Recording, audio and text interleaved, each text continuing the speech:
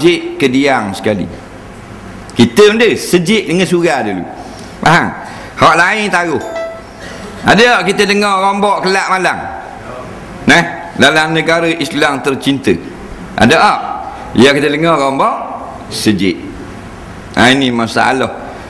Bila manusia Islam menjadi nifak, jadi munafik. Orang munafik ni dia tak sayang masjid. Tak ada hal bagi dia. Walaupun dia sibuk nak pergi ke Mekah. Dua golongan duk rombok surah sejid tu pergi Mekah.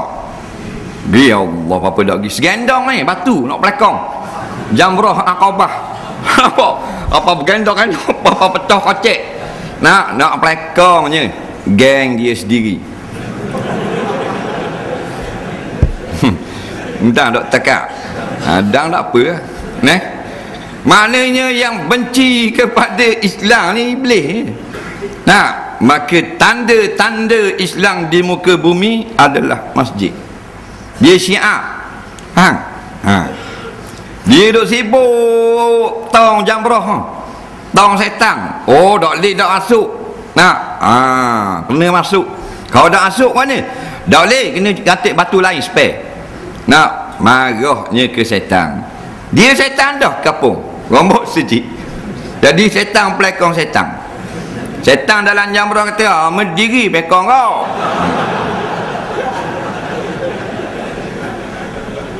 Sebab orang yang rombok sejik adalah orang yang paling zalim. Tahu tak? Rombok banyak bahasa ni, rombok rumah orang zalim dah. Dia rombok sekolah zalim. Rombok tadika pasti apa? Zalim. Paling zalim rombok sejik. Dalil terima baca ayat Quran.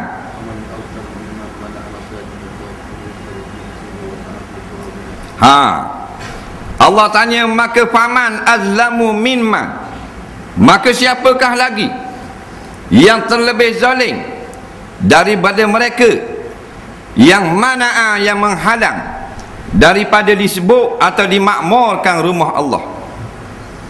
Dia tak suka tengok rumah Allah makmur. Wasa'a fi qarabiha. Faham? Dan dia berusaha untuk merombaknya. Berlaku tak sekarang? Dua perkara. Yang pertama, dia tak suka tengok makmur masjid. Yang kedua, dia nak cuba untuk rombak. Cuba nak rombak tu paling zalim tu. Tak rombak lagi. Wasa'a fi qarabiha. Allah dah kata wa qarabaha. Allah kata wasa'a fi qarabiha. Dia mencuba untuk merampok. Allah dah kata dan dia telah merampok. Dia telah mengutuh. Tapi Allah kata dia telah cuba untuk mengutuh. Walaupun tak berjaya meruntuhkan, tapi telah ada usaha nak wirutuh.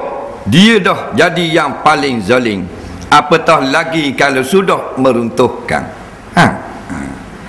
Itu hak pertama, iaitu menghalang daripada dimakmurkan masjid. Masjid ni dibuat supaya orang semayang, supaya orang berzikir, supaya orang buat benda yang layak di dalam masjid. Tazkirah, ceramah, nampak, kuliah dan sebagainya, belajar agama, baca Quran, berselawat. Ni golongan yang pertama paling jahat, iaitu golongan hak menghalang daripada makmur. Maknanya kalau tengok orang pakat pergi sejid, sakit hati. Tak sakit hati tengok orang pergi sejid, mereka orang munafik. Munafik ni dia tersembunyi dalam hati. Tak ada orang boleh tahu, kerana nifak ni tersembunyi. Tapi kalau dia waktu baik luar diterjemahkan, maka orang dapat tahu. Begitu juga kalau rahsia. Bila rahsia, masa mana jadi rahsia? Kalau dia tak cakap. Kalau dia bercakap, apa panggil rahsia tak? Mu jangan apa kat orang ni, rahsia ni. Aku nak cerita ni. Rahsia tak lagi? Dah, mu cerita. Rahsia ni mana tak ada orang tahu. Dia seorang, tu baru rahsia. Jadi munafik ni tak berakhir kepada apa jua yang berkait dengan agama. Maka agama yang paling mulia tandanya iaitulah rumah-rumah Allah. Dalilnya khairul buqati fil ardi masajiduha, kata Rasulullah sallallahu alaihi wasallam. sebaik-baik tempat yang paling mulia atas muka bumi ni, iaitulah masjid-masjid ni.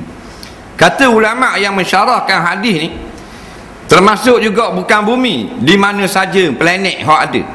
Dalam kitab tafsir Jauhari, makna sebut bumi ni kerana roliknya orang duduk di bumi, maka sebut kata bumi, Nabi sebut bumi. Tapi kalau ada lagi planet lain, planet Pluto, planet Mushtari, planet benda lagi, Zuhal, maka kalau ada masjid ni, masjid yang paling mulia. Tiba-tiba masjid yang paling mulia usaha nak rombak. Bahasa saat ni lah, nifak ada dalam hati. Kita tanya orang tua-tua masa zaman mereka Jepun itu, orang muda-muda dah dan dah. Orang umur 50 dah dan. Orang umur 60 dah dan. Orang umur 70 dan. Cikgu dah Jepun. Lipa Jepun dah. Lipa Jepun dia dah. Jadi Jepun balik tinggal lipa baru dan. Tuang lipa kita dak dan. Nah, ada tak ni orang yang dang zaman Jepun? Dia ada tak? Nak tanya. Dang itu. Dang berapa tahun masa Jepun hari? 4 tahun. Boleh tak nyanyi lagu Jepun? Ingat lagi? Ingat lah sikit-sikit tak? 5 tahun mereka tak?